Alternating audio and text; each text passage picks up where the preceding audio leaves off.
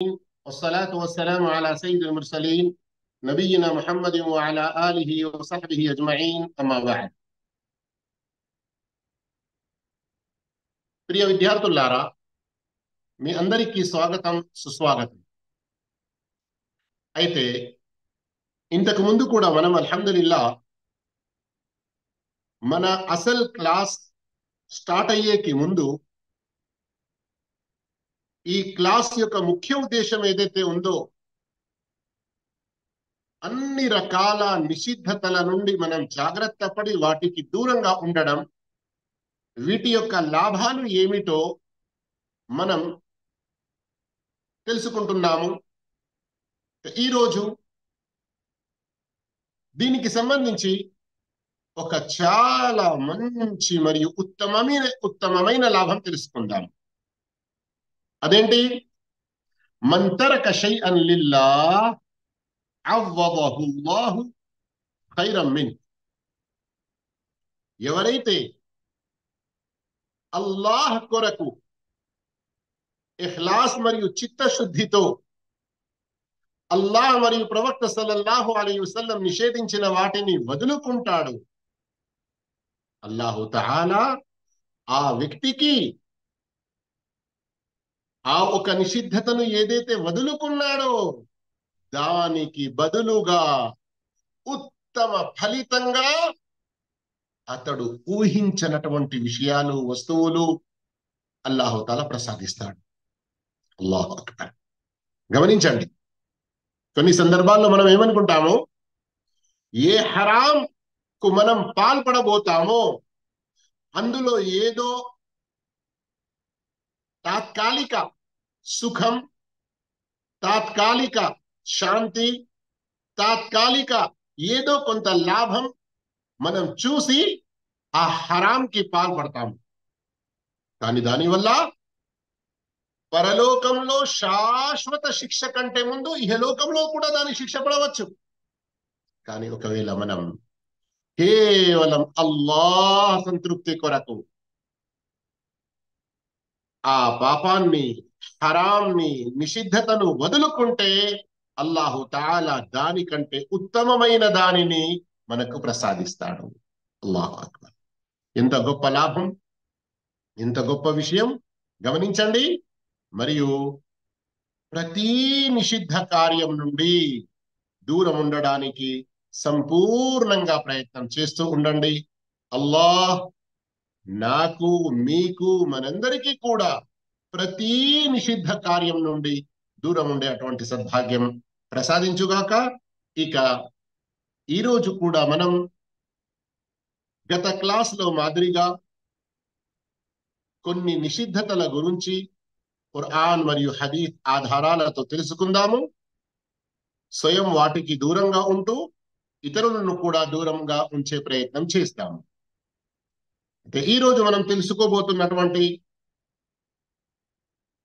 ఒక నిషిద్ధత, ఇది కూడా ఈ రోజుల్లో మన జీవితాల్లో చాలా మనకు అవసరం ఉంది తెలుసుకోవడం. ఎందుకంటే అనేక మంది స్త్రీలు దీనికి పాల్పడతారు, మరియు కొంతమంది పురుషులు కూడా, భర్తలు కూడా స్త్రీలు ఈ పాపంలో పడడానికి కారణమవుతున్నారు. అసలు ఆ విషయం ఏంటి? మన క్రమంలో 17వ విషయం ఏదైతే ఒక్కొక్క అంశంగా మనం తెలుసుకుంటున్నామో,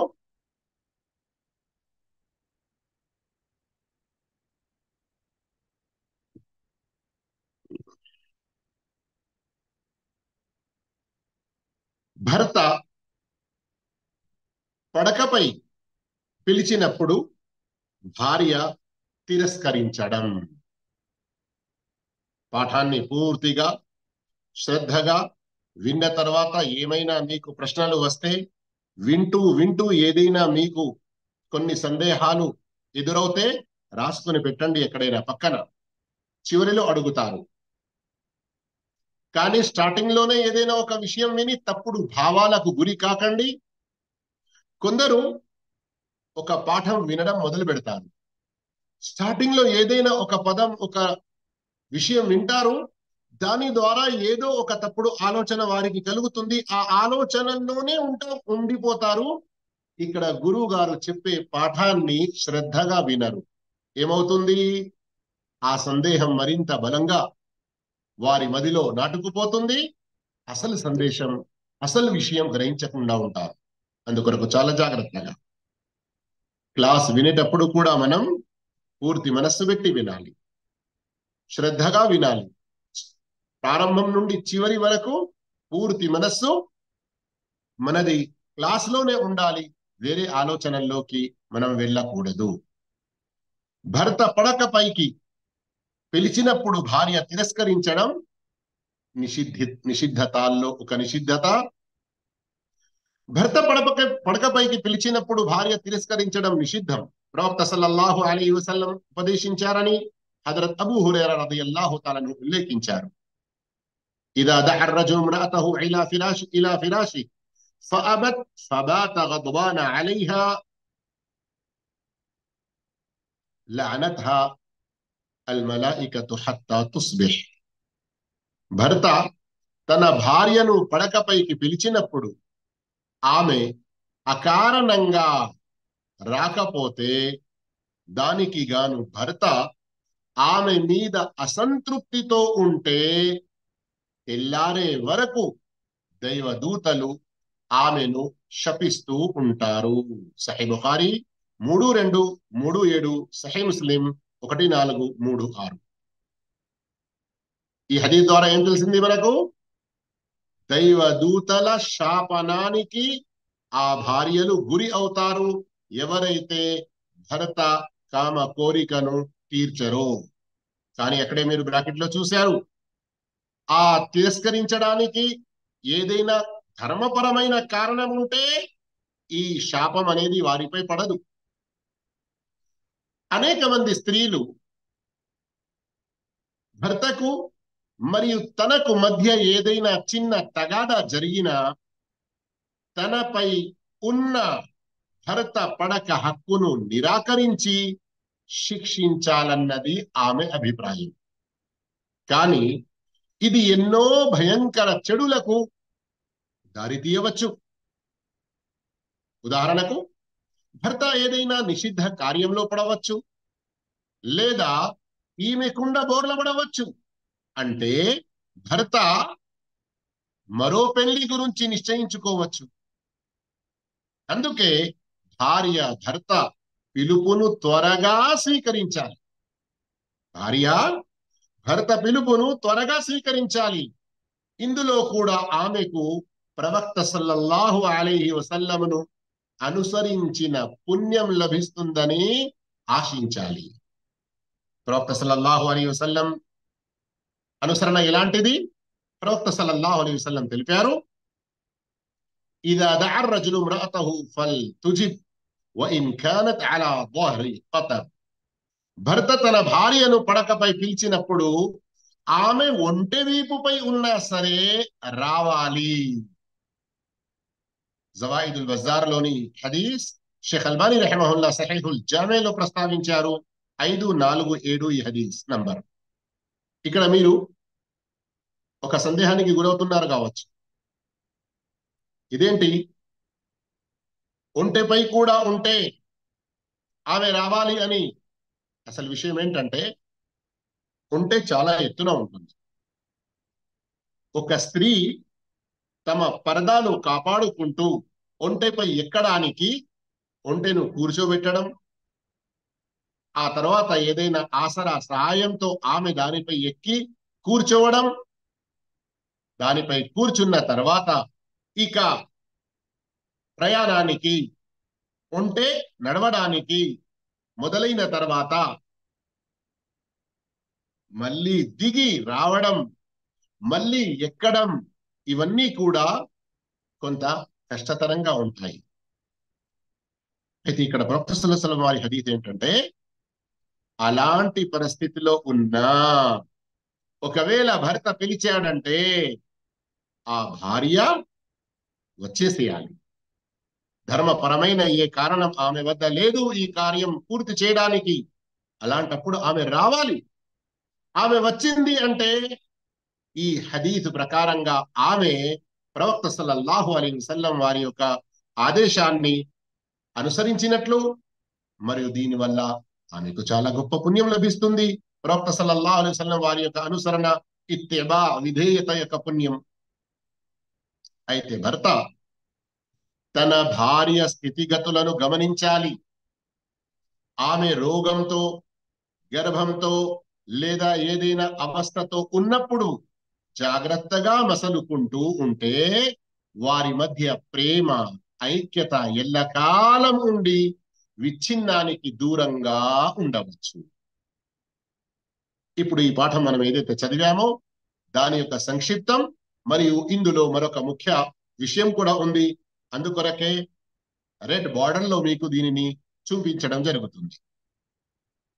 ఆరోగ్యంగా ఉండి వాస్తవంగా ఏ ఆటంకం లేకుండా భార్య తన భర్త కామ కోరిక తీర్చకుంటే ఆమెపై అల్లాహ్ కోపంగా ఉంటాడు. అల్లాహ్. ఒకవేళ స్త్రీ ఏదైనా కారణం లేకుండానే తిరస్కరిస్తే అల్లాహ్ ఆమెపై కోపంగా ఉంటాడు. సాఖితున్ అలీహా, ముస్లిం షరీఫ్ లోని హదీస్ లో పదాలు వచ్చి ఉన్నాయి. రెండవది, ఇంతకు ముందు కూడా హదీస్ విన్నారు మీరు, దైవదూతలు శపిస్తూ ఉంటారు. సహీ ముస్లిం 1436. ఇక ఆ భార్య తన భర్తను సంతోష పెట్టనంత వరకు ఆమె అల్లాహ్ మరియు ప్రవక్తకు అవిధేయురాలిగా ఉంటుంది. గమనిస్తున్నారా ఎంత నష్టం ఉన్నదో? ఎప్పటి వరకైతే భార్య తన భర్త యొక్క కోరిక తీర్చి భర్తను సంతోష పెట్టదో ఈ విషయంలో అందరి బుద్ధిమంతులకు, జ్ఞానవంతులకు అర్థమవుతుంది. మరింత ఎక్కువ వివరాల్లోకి వెళ్ళే అవసరం లేదు కదా, పదాలు చెప్పే అవసరం లేదు.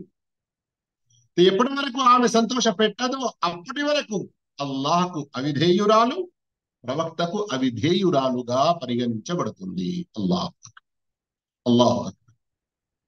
అంతేకాదు మరొక ముఖ్య విషయం ఈ రోజుల్లో మనలో అనేక మంది స్త్రీలు తెలుసుకోవాల్సినది, భర్తలు కూడా కేవలం తెలుసుకొని జాగ్రత్తగా ఉండండి, కానీ వెంటనే దీనిని నాఫీజ్ చేయకండి, వెంటనే దీనిని అమలు పరచకండి. ఏంటి?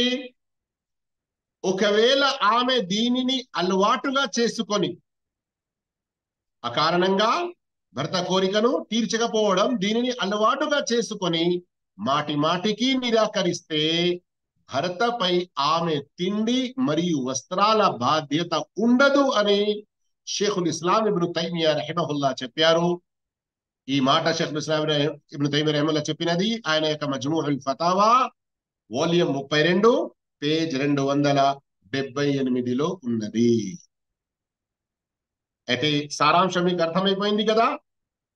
ముందు విషయం, ధర్మ కారణం ఏమీ లేకుండా భర్త యొక్క కామ కోరికను స్త్రీలు అంటే భార్యలు తిరస్కరించవద్దు. ఒకవేళ తిరస్కరిస్తే అల్లాహ్ కోపంగా ఉంటాడు. రెండవది, దైవదూతల యొక్క శాపం వారిపై కురుస్తుంది. మూడవది, భర్తను సంతోష పెట్టనంత వరకు అల్లాహ్ మరియు ప్రవక్తకు అవిధేయురాలుగా ఉంటారు. ఒకవేళ ఇదే అలవాటు చేసుకొని ఉంటే ఆమెపై ఆమె యొక్క తిండి మరియు వస్త్రాల బాధ్యత పురుషునిపై అంటే భర్తపై ఉండదు. ఇక్కడ కొందరికి ఈ రోజుల్లో తలెత్తేటువంటి సందేహం, ప్రత్యేకంగా ఈ అంశానికి సంబంధించి కొందరు అజ్ఞానులు, మూర్ఖులు ప్రత్యేకంగా ఇస్లాం పట్ల ఓ రకమైన ద్వేషం కలిగి ఉన్నవారు ఇస్లాంపై బురద చల్లే ప్రయత్నం చేస్తారు. ఆ సందేహం తెలియజేసి దానికి సమాధానం ఇస్తున్నాను, శ్రద్ధగా వినండి. ఇస్లాం ఇంత కామ కోరికలను తీర్చే విషయంలో ఆదేశాలు ఇస్తుందా అంటే, స్త్రీ ఇస్లాం దృష్టిలో పురుషుల కొరకు వారి కోరికలు తీర్చేటువంటి ఒక సామాగ్రి మాదిరిగా అన్నటువంటి ఇంకా వేరే చాలా తప్పు మాటలు కూడా మాట్లాడుతూ ఉంటారు. అవన్నీ కూడా మనం చెప్పలేము ఇప్పుడు. కానీ వాస్తవానికి ఇస్లాం అలాంటి ధర్మం కాదు. ఇక్కడ ఈ ఆదేశాలు ఏదైతే కనబడుతున్నాయో ఇది వైవాహిక జీవితం, భార్యాభర్తల జీవితాన్ని ప్రేమగా ఉంచడంతో పాటు సమాజాన్ని అన్ని రకాల అశ్లీలతకు దూరంగా ఉంచి సౌశీల్యవంతమైన, పవిత్రమైన, శుభ్రమైన సమాజం, ఒక మంచి ఉత్తమ సమాజం ఏర్పడాలని ఈ ఆదేశాలు ఇవ్వబడ్డాయి. అవును, ఎక్కడైతే ఈ ఆదేశాలు పాటించబడతాయో ఆ సమాజంలో మీరు వ్యభిచారం లాంటి అశ్లీలతను చూడరు. ఎక్కడైనా ఏదైనా కనబడినా చాలా అరుదుగా ఉంటుంది. కానీ ఈ రోజుల్లో ఎక్కడైతే ఇలాంటి ఈ ప్రవక్త వారి ఆదేశాలను పాటించడం లేదో, ఈ నిషిద్ధతాలకు స్త్రీలు పాల్పడుతున్నారో, ఆ సమాజాల్లో దొంగచాటు సంబంధాలు, అక్రమ సంబంధాలు ఎక్కువైపోయి సమాజం అనేది సౌశీల్యతకు చాలా దూరంగా అయిపోతుంది. పవిత్ర సమాజంగా కనబడకుండా, అందుకొరకే ఈ రోజుల్లో ఎన్నో రకాల ఈ సోషల్ మీడియా మరియు స్మార్ట్ ఫోన్ల ద్వారా, నఊదు బిల్లా, అస్తగ్ఫిరుల్లా, ఆ వివరాలన్నీ కూడా చెప్పలేము. కానీ ఎంత ప్రబలిపోతుంది. దీనికి కారణం హలాల్, ధర్మ సమ్మతమైన మార్గాలను త్యజించడం వల్లనే.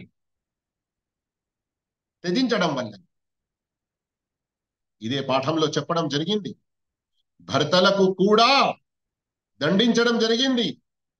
వారు కేవలం ఈ హదీసులను అడ్డుగా పెట్టుకొని ఎప్పుడంటప్పుడు పగలు రాత్రి చూడకుండా, పిల్లల యొక్క విషయం గమనించకుండా, లేదా భార్య యొక్క ఆరోగ్యాన్ని పట్టించుకోకుండా వారిని పిలవడం, ఈ కోరికను నెరవేర్చడానికి ఇది కూడా సరి అయిన పద్ధతి కాదు అని చెప్పడం జరిగింది. కాకపోతే ఎక్కడైతే అశ్లీల సభ్యత సమాజం ఉన్నదో వారిలో ఇలాంటి ఆదేశాలు స్పష్టంగా వారికి తెలియజేయడం తప్పనిసరి విషయం. ఇక రండి, దీని తర్వాత మరో అంశం ఇన్షాల్లా తెలుసుకుంటున్నాము. అదేమిటి? భార్య అకారణంగా విడాకులు కోరడం. భార్య అకారణంగా విడాకులు కోరడం. కొన్ని సమాజాల్లో, కొన్ని దేశాల్లో అనేక మంది స్త్రీలు తమ భర్తలతో ఏ చిన్న సమస్య ఎదురైనా, తాము కోరిన ఏదైనా వస్తువు భర్త ఇవ్వకపోయినా విడాకులు కోరుతారు. భర్తకు అసాధ్యమైన కోరికలు కోరాలని ఒకప్పుడు ఆమెకు ఆమె దగ్గరి బంధువు లేదా పొరుగువారు ప్రేరేపిస్తారు. మరికొందరు భార్యలు రెచ్చగొట్టే మాటలు ఛాలెంజింగ్గా మాట్లాడతారు. ఉదాహరణకు, నీవు మగవాడివే అయితే నాకు విడాకులిచ్చి చూడు.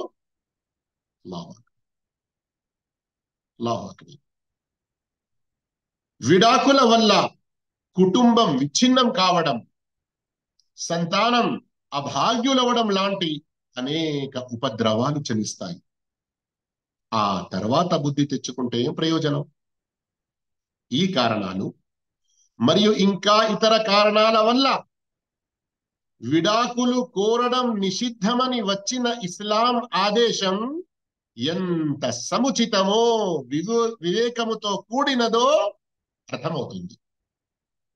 సౌబాన్ రదియల్లాహు తాలా అన్హు ఉల్లేఖించారు, ప్రవక్త సల్లల్లాహు అలైహి వసల్లం తెలిపారు, అయ్యుమ ఇమ్రఅతిన్ సఅలత్ జౌజహ అత్తలాక్ మిన్ గైరి మా బఅసిన్ ఫహరామున్ అలైహా రాయిహతుల్ జన్న.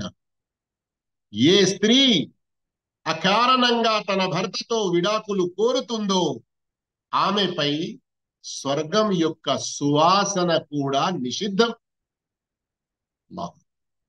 అబూ దావుద్ లోని హదీస్ 2226, షేఖ్ అల్బానీ రహిమహుల్లాహ్ సహీహుల్ జామీలో ప్రస్తావించారు 2703. మరియు సహీహ్ బుఖారీ 3166లో వచ్చిన ప్రకారం వ ఇన్న రీహహా, ఆ స్వర్గం యొక్క సువాసన 40 సంవత్సరాల దూరం నుండి వస్తూ ఉంటుంది. అంత దూరం నుండి వచ్చే అటువంటి సువాసనను ఆ భార్య పొందదు. ఏ భార్యనైతే అకారణంగా విడాకులు కోరుతుందో. అల్లాహ్. ఉక్బా బిన్ ఆమిర్ రలియల్లాహు తఆలాను ఉల్లేఖించిన హదీసులో ఉంది, ప్రవక్త సల్లల్లాహు అలైహి వసల్లం తెలిపారు, ఇన్నల్ ముఖ్తలిఆత్ వల్ ముంతజిఆత్ హున్నల్ మునాఫికాత్. ఖులా మరియు విడాకులు కోరుతూ భర్తల నుండి దూరముండగోరే స్త్రీలే మునాఫికులు, అంటే కపట విశ్వాసిని. అల్లాహు అక్బర్. తబ్రానీలోని హదీస్ షేఖ్ అల్బానీ రహిమహుల్లాహ్ సహీహుల్ జామీలో ప్రస్తావించారు 1934. గమనిస్తున్నారా? మళ్ళీ సారాంశం ఒకసారి తెలుసుకుందాము చివరిలో ఇన్షాల్లా. ఏదైనా ధార్మిక కారణం ఉంటే విడాకులు కోరడం తప్పు కాదు.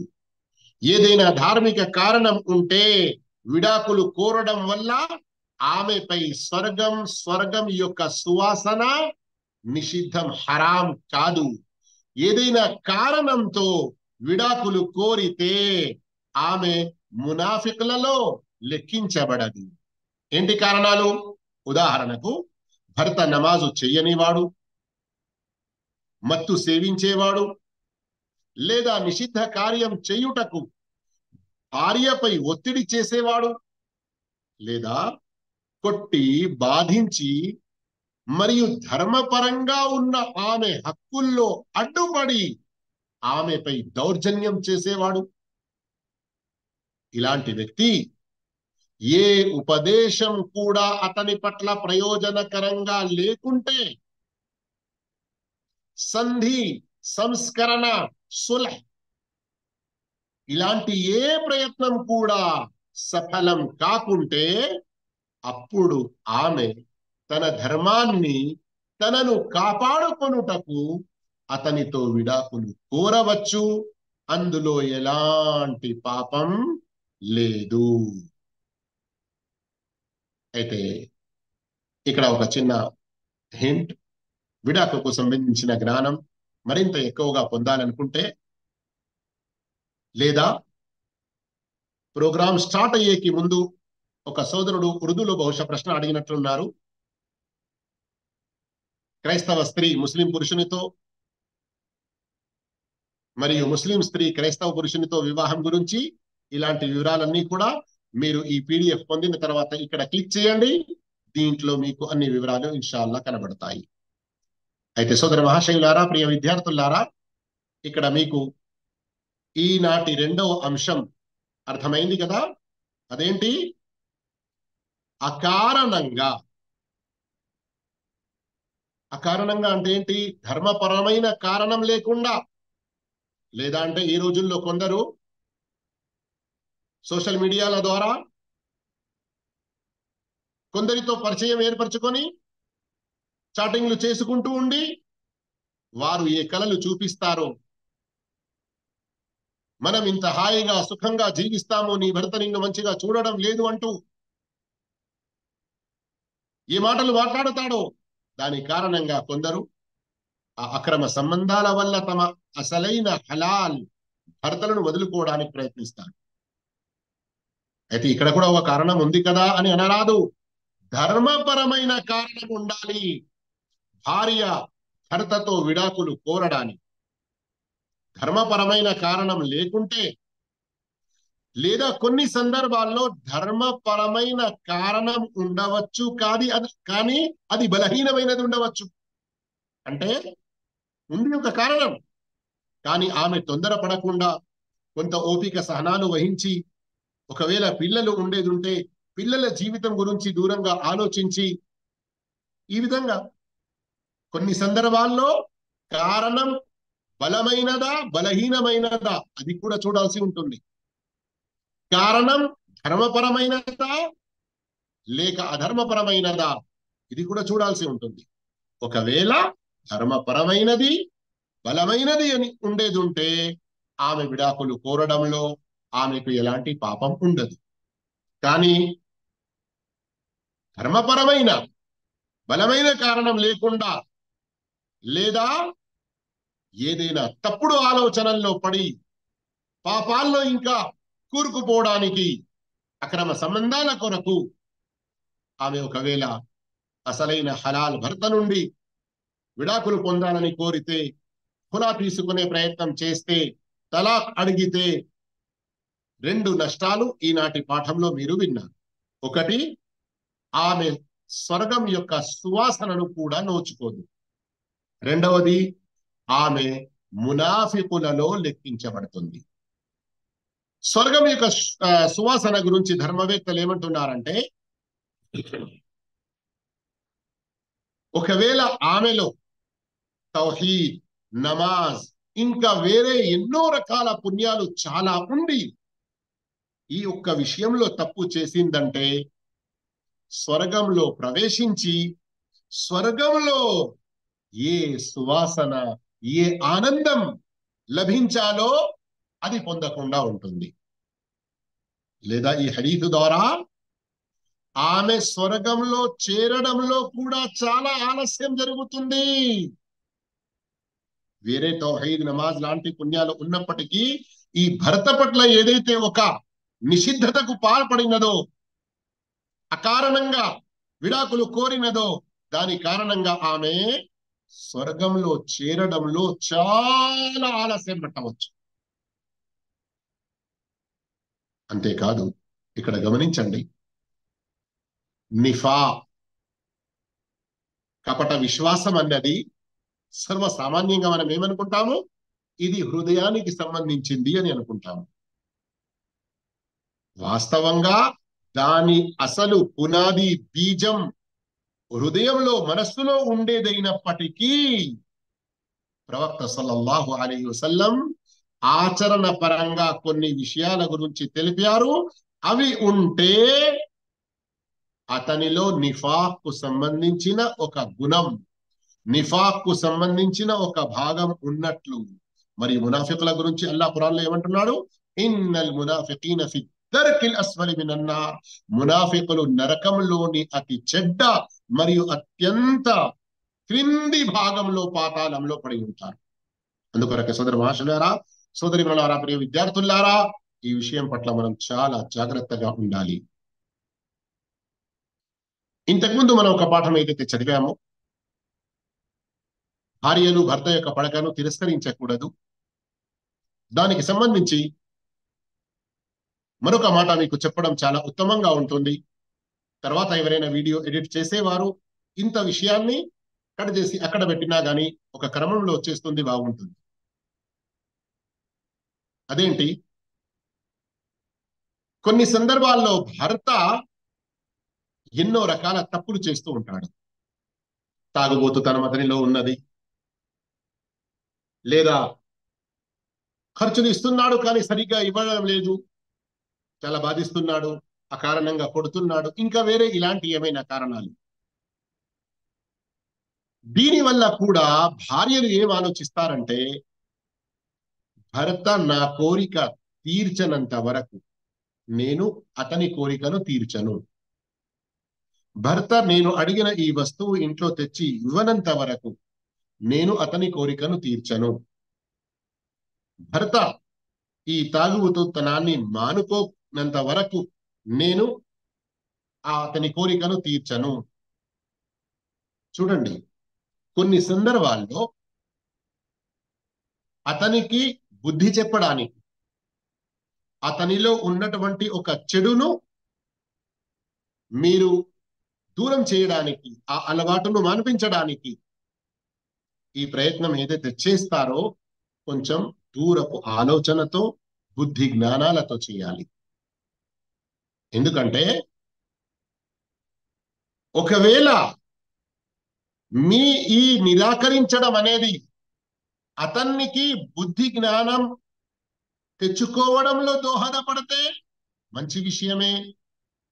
వెంటనే మళ్ళీ మీరు చాలా ఉత్తమ రీతిలో ప్రవర్తించాలి. లేదు, ఒకవేళ అతడు మరింత మితిమీరిపోతాడు, మరిన్ని ఎక్కువ హద్దులను దాటేస్తాడు, ఇప్పుడు ఒక్క పాపం చేస్తున్నాడు, రేపటి రోజు ఇంకా 4 పాపాల్లో పడిపోతాడు. ఇప్పుడు కేవలం త్రాగి వస్తున్నాడు, మీరు అందువల్ల కోరికను తీర్చడం లేదు, రేపటి రోజు అక్రమ సంబంధాలు పెంచుకుంటాడు. ఇలాంటి ప్రమాదాలు కూడా ఉండవచ్చు.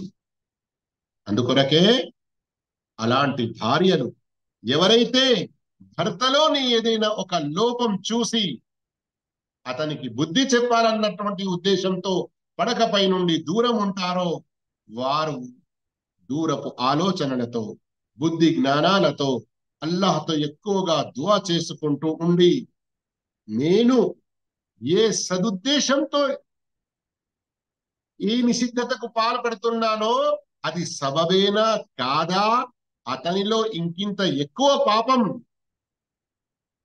వచ్చేస్తుందా అన్న విషయం ఒకవేళ ఆలోచించకుంటే మరింత వారి జీవితం పాడైపోతుంది. ఈ రోజుల్లో ఎక్కువ మందిలో, ఎక్కువ జీవితాల్లో ఈ రకాలు చూస్తూ ఉన్నాము మనం. ఎందుకు మీరు భర్త కోరిక తీర్చలేదు అని అడిగితే ఇలాంటి సమాధానాలే వస్తాయి. కానీ దానివల్ల లాభం కంటే నష్టం ఎక్కువ అయిపోతుంది. లాభం కంటే నష్టం ఎక్కువ అయిపోతుంది. అందుకొరకు చాలా జాగ్రత్తగా ఉండండి. మరెన్నో విషయాలు ఉన్నాయి, కానీ జనరల్ పాఠాలలో కాకుండా ఎవరిదైనా ఏదైనా సమస్య ఉన్నప్పుడు ఆ విషయాలు చెప్పవచ్చు. కానీ ఇంకా మనం ఎక్కువ పాఠాలు కూడా చదివేది ఉంది గనక ముందుకు సాగుదాము. బారకల్లాహు ఫీకుం. ఈనాటి 3వ అంశం క్రమంలో 19వ అంశం, కానీ నెంబర్ మిస్టేక్ అయింది, గమనించండి. విహార్. పూర్వపు అజ్ఞాన కాలం నాటి పద్ధతుల్లో, పూర్వపు అజ్ఞాన కాలానికి సంబంధించిన పద్ధతుల్లో కొన్ని ఇప్పటికీ ముస్లిం సమాజాల్లో ఉండడం చాలా శోచనీయం. అందులో ఒకటి విహార్. విహార్ అంటే భర్త భార్యను నీ వీపు నాకు నా తల్లి వీపు వంటిది, లేదా నా సోదరి మాదిరిగా నీవు నాపై నిషిద్ధం, ఇలాంటి మాటలు, దుష్పదాలు పలకడం. దీనివల్ల భర్త తన భార్యను తన ఇష్ట ప్రకారంగా కొద్ది రోజుల వరకు దూరం ఉంచుతాడు. కానీ ఇందులో స్త్రీలపై ఓ రకమైన అన్యాయం ఉంది గనక ఇస్లాం దీనిని ఇష్టపడలేదు. దీనిని చాలా చెడ్డదిగా భావించింది. చదవండి అల్లాహ్ యొక్క ఆదేశం, సూరతుల్ ముజాదల ఆయత్ నంబర్ 2. వల్లదీన యుదాహిరూన మిన్కుం మిన్ నిసాఇహిం మా హున్న ఉమ్మహాతిహిం. మీలో ఎవరైనా సరే తమ భార్యలపై జిహార్ను ప్రయోగించినంత మాత్రాన, జిహార్ను ప్రయోగించినంత మాత్రాన అంటే నీవు నా తల్లి వీపు లాంటి దానివి అని నోరు జారినంత మాత్రాన వారు వారికి తల్లులైపోరు. వారిని ఇన్ ఉమ్మహాతుహుం ఇల్లల్లాహి వలద్నహుం, వారిని కన్నవారు మాత్రమే వాస్తవానికి వారి తల్లులు. ఇక ఆ తర్వాత గమనించండి, అల్లాహ్ ఏమంటున్నాడు, వఇన్నహుం లయఖూలూన మున్కరం మినల్ ఖౌలి వసూరా. నిజానికి ఈ విధంగా పలికేవారు అసహ్యమైన మాటను, అబద్ధాన్ని పలికారు. ఎవరైతే ఇలాంటి మాటలు పలుకుతారో వారు అసహ్యమైన మాట పలుకుతున్నారు, అబద్ధాన్ని వారు మాట్లాడుతున్నారు. ఇన్నల్లాహ లఅఫువ్వున్ గఫూర్. అల్లాహ్తో క్షమాపణ కోరుకొని తౌబా చేసి దీనికి సంబంధించిన ఏ ప్రాయశ్చితం అయితే ఉందో అది చెల్లించారంటే అల్లాహ్ నిశ్చయంగా మన్నించేవాడు, క్షమాభిక్ష పెట్టేవాడు. ఇస్లాం ధర్మం దాని ప్రాయశ్చితం చాలా కఠినంగా నిశ్చయించింది. దేని ప్రాయశ్చితం?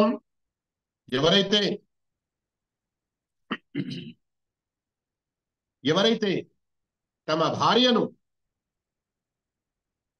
తల్లిగా, సోదరిగా భావించి అలాంటి మాటలు పలికి వారికి వారి పడకకు దూరంగా ఉంటారో, అలా ఎవరైతే మాట్లాడారో అల్లా వారిపై ప్రాయశ్చిత్తం చాలా కఠినంగా నిర్ణయించాడు.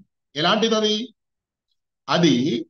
పొరపాటుగా హత్య చేసిన వానిపై విధించిన మరియు రమదాను నెలలో ఉపవాస స్థితిలో భార్యతో సంభోగం చేసిన వారిపై విధించిన ప్రాయశ్చితాలతో సమానం.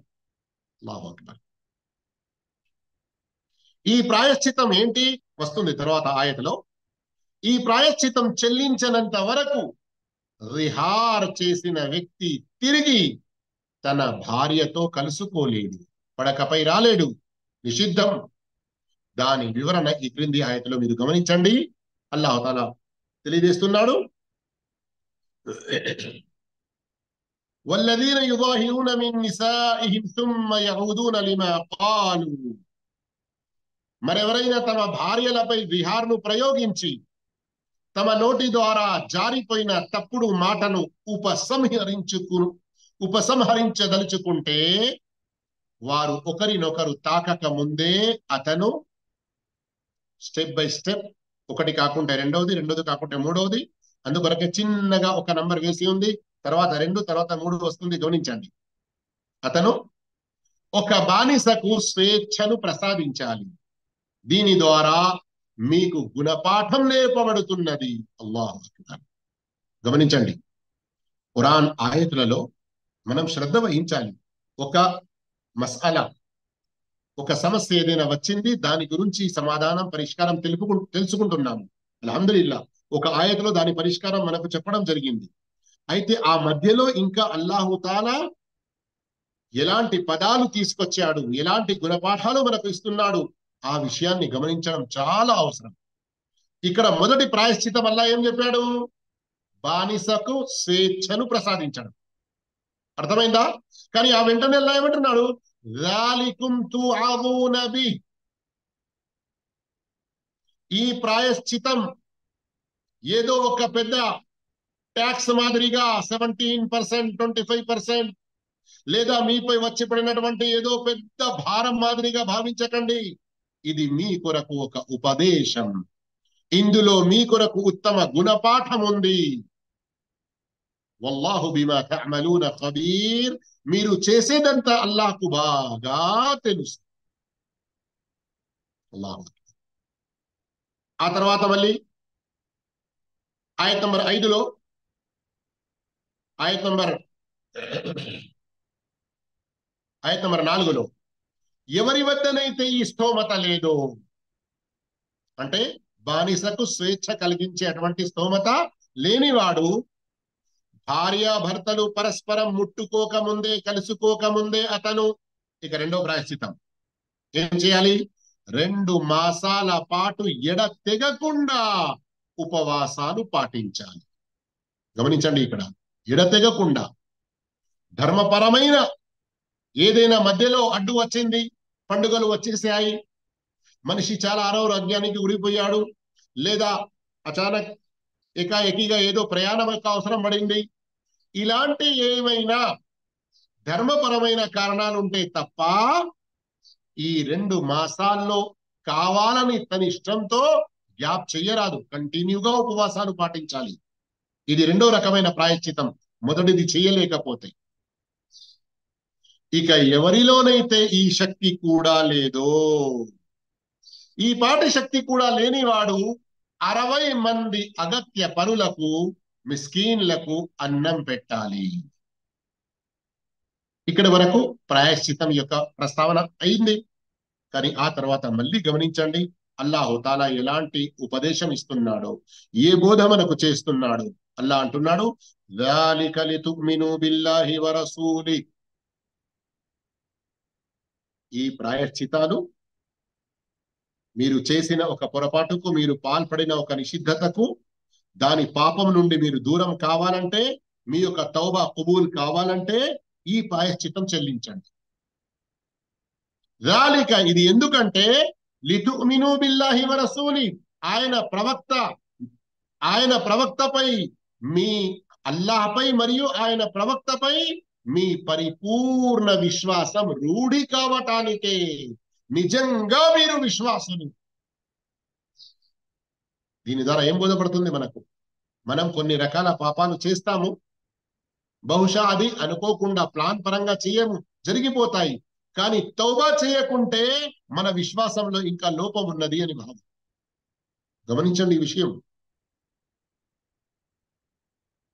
ఏదైనా పాపానికి ఒడిగట్టాము, తౌబా చేయడం లేదు, లేదా దానికి సంబంధించిన ఏదైనా ప్రాయశ్చితం ఉంటే చెల్లించడం లేదు అంటే ఇంకా మన విశ్వాసంలో చాలా లోపం ఉన్నది. ఎందుకు? ఈ ప్రాయశ్చితం గురించి తెలిపి అల్లా ఏమంటున్నాడు? ఇది ఎందుకంటే ఇది ఎందుకంటే లితుమిను బిల్లాహి వ రసూలి, మీరు అల్లాహ్ను విశ్వసించడం, ప్రవక్తను విశ్వసించడం, నిజంగానే మీరు విశ్వసిస్తున్నారు అన్నటువంటి ఒక రుజువు, ఒక రూఢి, నిరూపణ కావాలి. వతిల్క హుదూదుల్లాహ్, ఇది మీపై విధించబడింది. అల్లా యొక్క హద్దులు ఇవి. అల్లాహు తాలా నిర్ణయించాడు. ఈ హద్దులను మీరు అతిక్రమించకండి, అల్లా యొక్క ఆదేశాలను పాటించండి. వలిల్ కాఫిరీన అదాబున్ అలీం.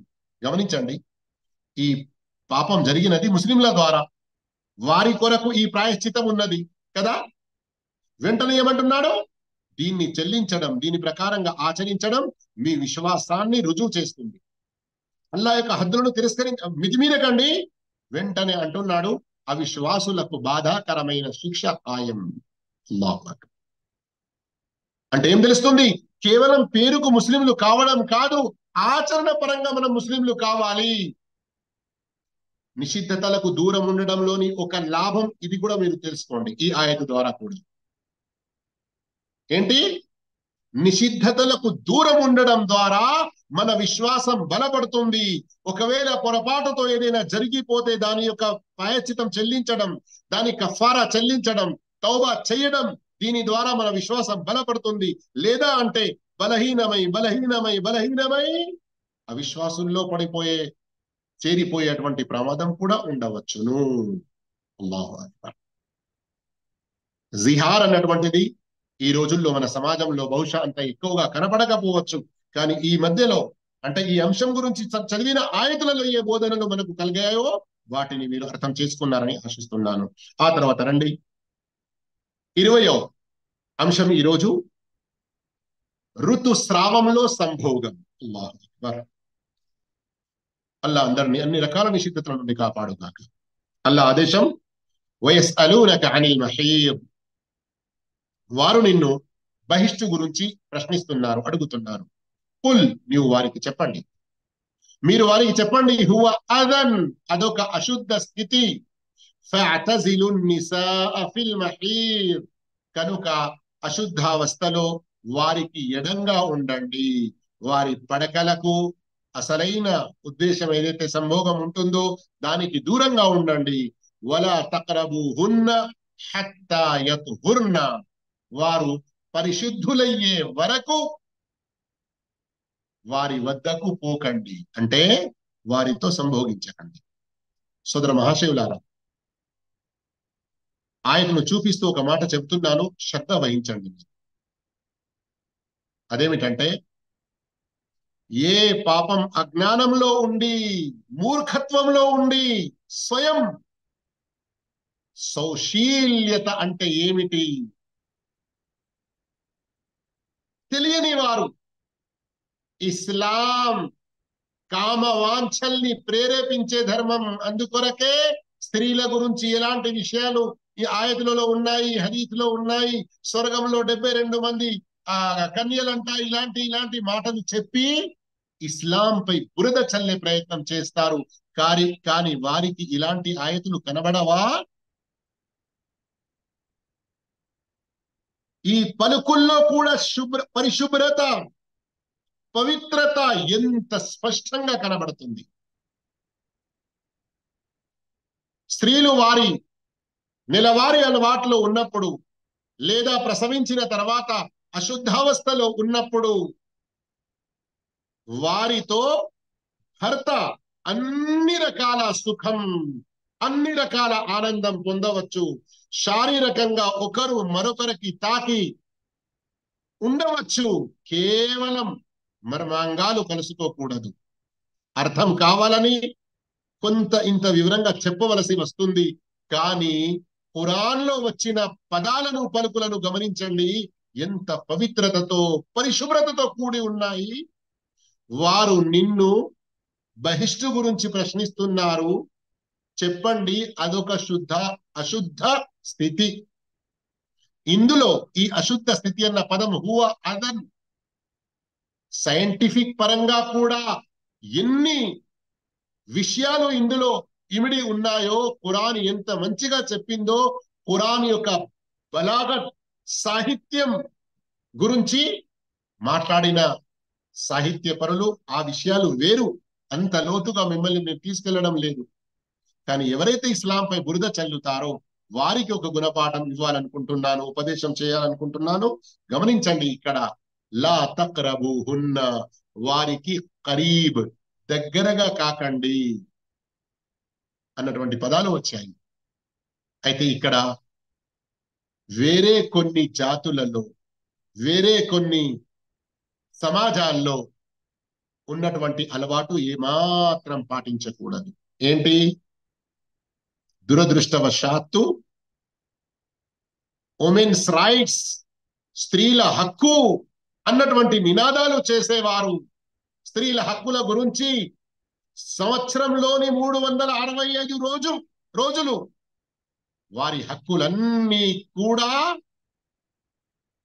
పాడు చేసి చెల్లించకుండా, అదా చేయకుండా ఒక్కరోజు ఏదైతే నిర్ణయించుకొని ఏమైనా చేస్తారో అలాంటి వారు బుద్ధి జ్ఞానాలు తెచ్చుకోవాలి.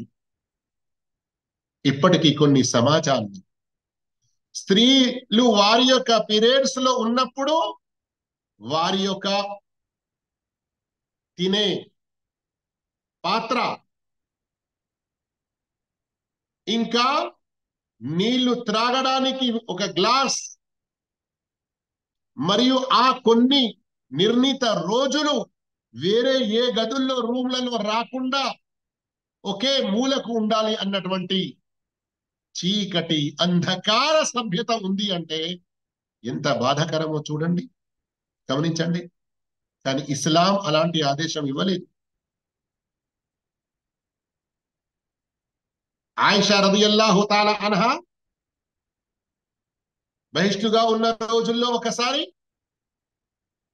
ప్రవక్త సల్లల్లాహు అలైహి వసల్లం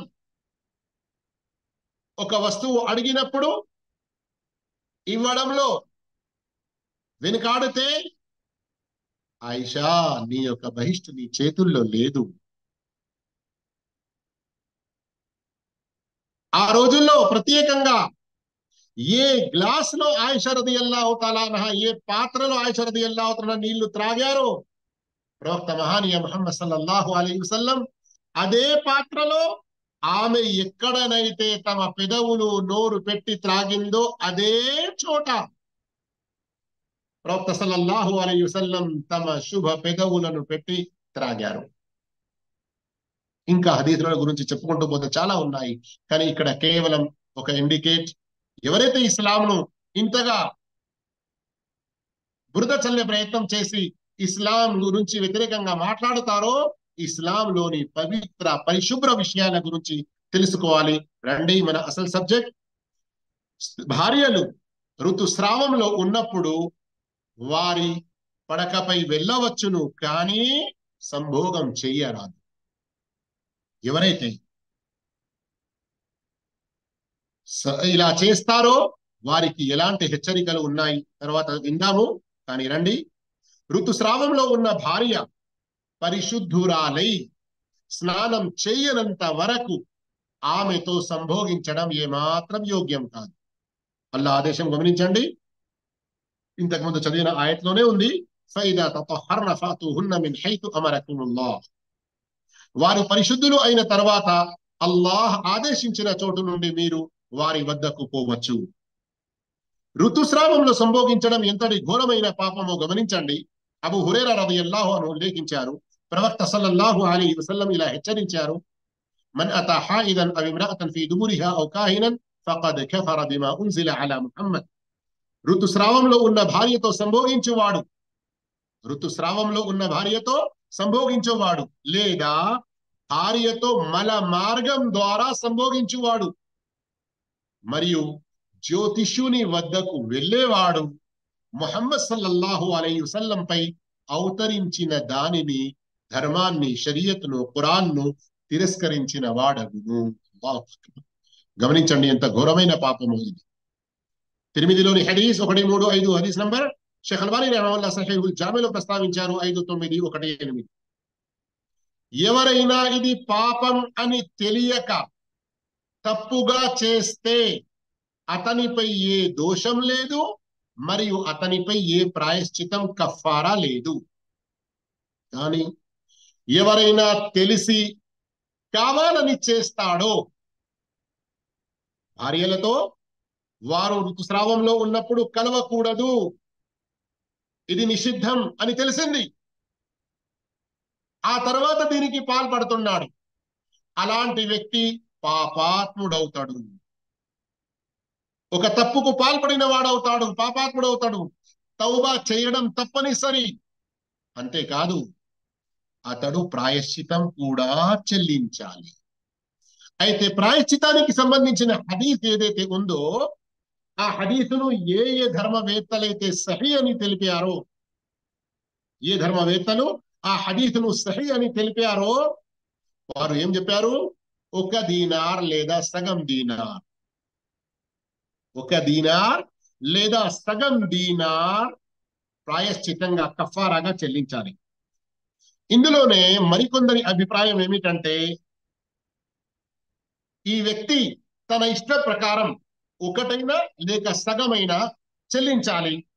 మరికొందరి అభిప్రాయం ఇందులో ఏముందంటే, ఋతుస్రావం యొక్క ప్రారంభ కాలంలో సంభోగించినట్లయితే 1 దీనార్, ఋతుస్రావంలోని చివరి రోజుల్లో లేదా రక్తస్రావం ఆగిపోయింది కానీ ఇంకా స్నానం చేయకముందే సంభోగిస్తే సగం దీనార్ చెల్లించాలి అని అంటారు.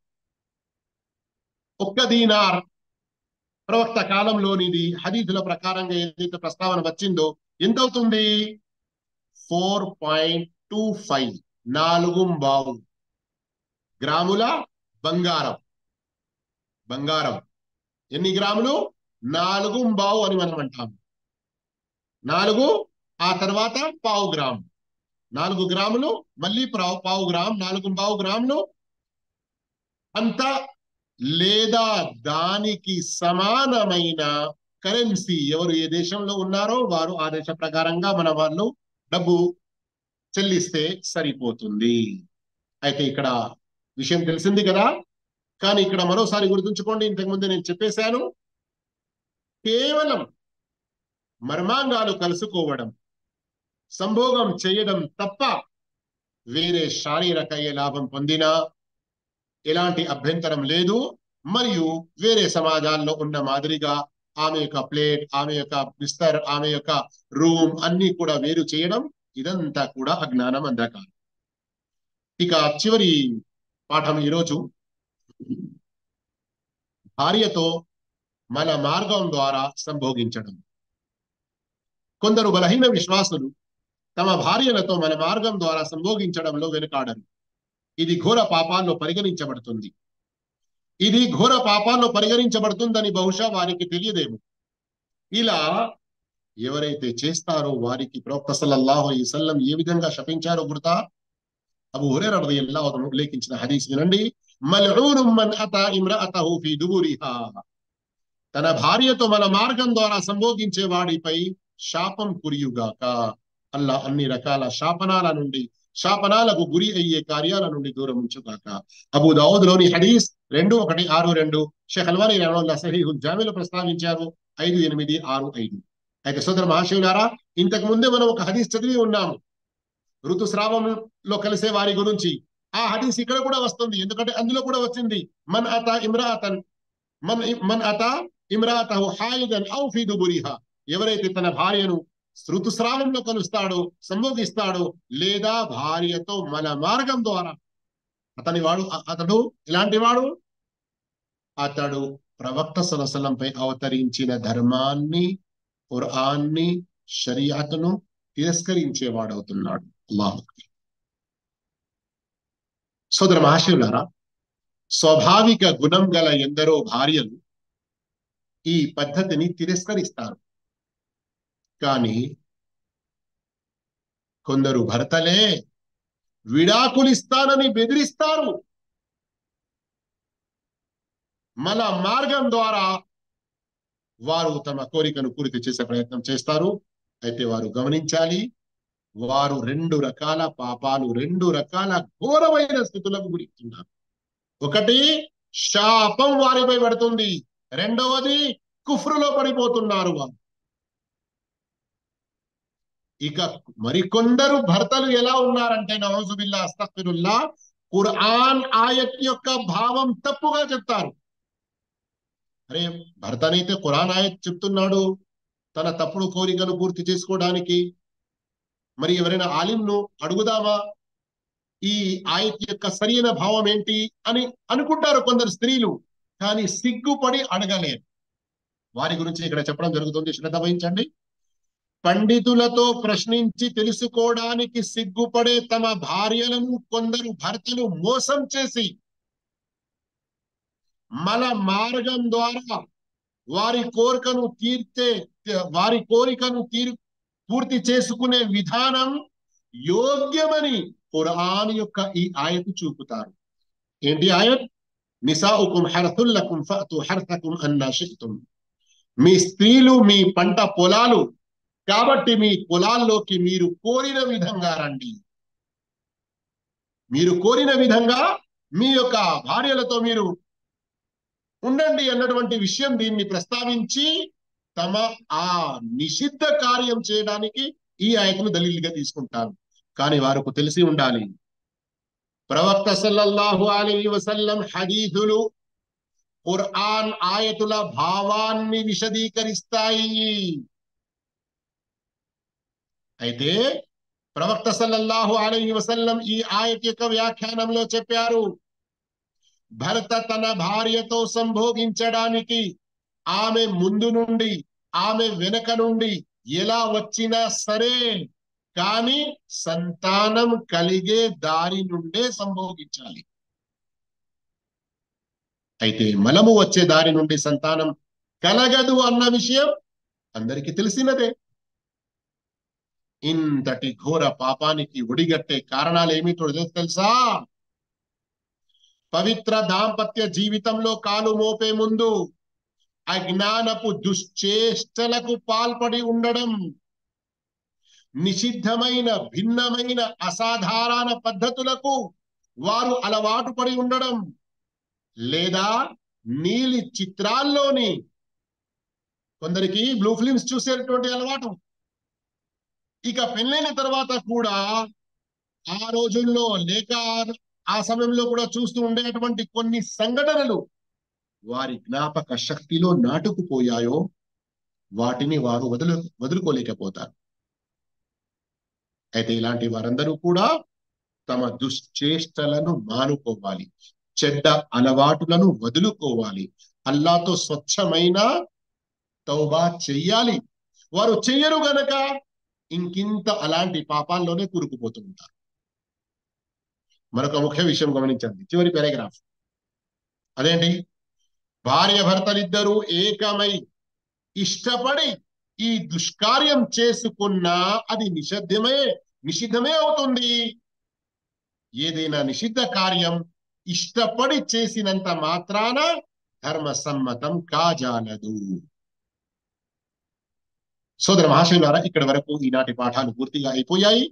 కానీ చివరిలో లేక ఈ రోజులో చదివినటువంటి పాఠాల్లో భార్య భర్తల విషయం గురించి ఎన్నో అంశాలు వచ్చినాయి గనక మరొక విషయం చాలా ముఖ్యమైనది మిగిలిపోతుంది. దాన్ని సంక్షిప్తంగా చెప్పేసి నేను నా పాఠాన్ని ముగించేస్తాను. చివరి పాఠంలో మీరు ఒక విషయం విన్నారు కదా, కొందరు భర్తలు భార్యలకు మోసం చేసి ఖురాన్ ఆయతులతో తప్పుడు భావం చెప్పే ప్రయత్నం చేస్తారు. విన్నారు కదా? అలాగే మరికొందరు భర్తలు ఖురాన్లోని మరొక ఆయత్, హున్న లిబాసుల్లకుం వ అంతుం లిబాసుల్లహున్న. భార్యలు భర్తల కొరకు, భర్తలు భార్యల కొరకు వారి యొక్క వస్త్రాధారం అని ఏదైతే ఆయత్ ఉందో, దీని ద్వారా భార్యలకు మోసం చేసి మరిన్ని చెడు అలవాట్లకు పాల్పడతారు, దుష్కార్యాలకు పాల్పడతారు. అదేంటి? కొందరు భర్తలు భార్యలకు బలవంతం చేస్తారు వారి మర్మాంగాన్ని తమ నోట్లో తీసుకోవాలని. కొందరు వాస్తవానికి చెప్పడానికి చాలా బాగా అనిపించడం లేదు, కానీ ఏం చేయాలి? ఈనాటి కాలంలో ఇలాంటి ప్రశ్నలు ఎదురవుతూ ఉంటాయి. ఏం చేయాలి? ఎందరో పురుషులు పరస్పరం కలుసుకొని ప్రత్యేకంగా కొత్తగా పెళ్లి చేసుకున్నటువంటి యువకులు తమ యొక్క ఫ్రెండ్స్ తో తమ యొక్క భార్యల గురించి ఇలాంటి విషయాలు చెప్పుకుంటూ ఉంటారు. కొందరు పురుషులు కూడా వచ్చి ఇలాంటి ప్రశ్నలు అడిగినటువంటి సందర్భాలు ఉన్నాయి. భార్య భర్తలు ఇద్దరు కూడా ఒకరు మరొకరి మర్మాంగాన్ని నోట్లో తీసుకోవడం, ఇంకా వేరే ఇలాంటి ఏ పనులైనా గాని దేనికైతే చెప్పడానికి నాకు పదాలు రావట్లేదు. సోదర మహాశయులారా, ఇవన్నీ కూడా తప్పుడు అలవాట్లు. వాస్తవానికి ఈ కల్చర్ చాలా చండాలమైనది. ఇస్లామీయ సంస్కృతి కల్చర్ ఇంత మాత్రం కాదు. వెస్టర్న్ కల్చర్ ఇది. వాస్తవంగా ఈ సమస్య సుమారు ఈనాటికి 20 సంవత్సరాల క్రితమే కొందరు చాలా అరుదుగా అడిగారు. అప్పుడే నేను ఆనాటి అంటే 20 సంవత్సరాల క్రితమే అప్పుడు చాలా పెద్ద వయసులో ఉన్న కొందరు ఉలమాలను అడిగితే వారు ఆశ్చర్యపడ్డారు. ఇలాంటి వాటికి కూడా పాల్పడతారా? వాస్తవానికి ఇది వెస్టర్న్ నుండి వచ్చినదే. ఈ బ్లూ ఫిలింలు ఇంకా వెస్టర్న్ యొక్క నగ్న చిత్రాలు ఫిలింలు అన్ని వచ్చిన తర్వాత ఇవన్నీ ప్రబలిపోతున్నాయి. ఇందులో ఉన్నటువంటి చెడులను నేను సైంటిఫిక్ పరంగా తెలుపడం లేదు. మీ బుద్ధి జ్ఞానాలకు అర్థమయ్యే రీతిలో సులభమైన రీతిలో కొన్ని విషయాలు చెప్తున్నాను, గమనించండి. ఏ పవిత్రమైన పరిశుభ్రమైన ఇస్లాం ధర్మం ఎడమ చేతితోనే ఇస్తింజా చేయాలి. మలమూత్ర విసర్జన తర్వాత శుభ్రత అనేది కేవలం ఎడమ చెయ్యితో చేయాలి, కుడి చెయ్యిని కూడా తాకనివ్వకూడదు అని చెప్పిందో, అలాంటి ధర్మం నోట్లో తీసుకోవడానికి, నాకడానికి ఇలాంటి ఇంకా చెడు వాటికి అనుమతి ఇస్తుందా? గమనించండి. భార్య భర్తలు ఇద్దరు, వారి మధ్యలో ఏ పరదా లేదు అంటే ఇక వేరే ఏ హద్దులు లేవు. ఎలా ఇష్టం ఉంటే అలా ఇలాంటి భావం తీసుకోవడం చాలా తప్పు. అందుకొరకే ఇస్లాం ధర్మం గురించి తెలుసుకునే ప్రయత్నం ఇంకా చేస్తూ ఉండాలి. కానీ ఎక్కడో ఒక ఆయత్, ఎక్కడో ఒక హదీస్ తీసుకొని విని తన ఇష్ట ప్రకారంగా దాన్ని ధర్మపరంగా అనుమతించినదే అని భావిస్తూ చేయడం, ఇది మరీ చాలా ఘోరమైన పొరపాటు, ఘోరమైన తప్పు. ఇక ఇలాంటి ఈ దుశ్చేష్టల వల్ల నోట్లో తీసుకునే అటువంటి బలవంతాలు చేయడం ద్వారా ఏ ఏ రోగాలకు గురి అవుతున్నారో వాటి గురించి నేను ఆ వివరణలోకి వెళ్ళను. ధర్మవేత్తలు కొందరు డాక్టర్ల యొక్క సలహాలతో అవన్నీ వివరాలు కూడా తెలిపారు. సంక్షిప్తంగా చెప్పేది ఏంటంటే, ఇవన్నిటికి దూరంగా ఉండండి, ధర్మంగా జీవించే ప్రయత్నం చేయండి. ఇస్లాం ధర్మం ఇది ఎవరో కొందరు థింక్ ట్యాంకర్స్ లేదా పరిశోధన చేసిన ప్రయత్నాలు కావు. మనందరి సృష్టికర్త అయిన అల్లాహ్ మనందరి కొరకు కారుణ్యమూర్తిగా చేసి పంపిన ప్రవక్త ముహమ్మద్ సల్లల్లాహు అలైహి వసల్లం ద్వారా పంపినటువంటి సత్య ధర్మం ప్రళయం వరకు వచ్చే అన్ని సమస్యలకు ఉత్తమ మంచి పరిష్కారం ఉంది. చివరికి వైవాహిక జీవితంలో, సామాజిక జీవితంలో, భార్యాభర్తల జీవితంలో కూడా ఇందులో ఏ నిషిద్ధతాలు ఉన్నాయో, ఏ చెడులు ఉన్నాయో వాటికి దూరంగా ఉండడంలోనే మన జీవితాలు పరిశుభ్రంగా ఉంటాయి. అల్లాహు తాలా మనందరికీ సద్భాగ్యం ప్రసాదించుగాక, అన్ని రకాల చెడుల నుండి దూరం ఉంచుగాక. ఆమీన్. వాఖిరు దావానా అల్హమ్దులిల్లాహి రబ్బిల్ ఆలమీన్. వస్సలాము అలైకుం వరహ్మతుల్లాహి వబరకాతుహు.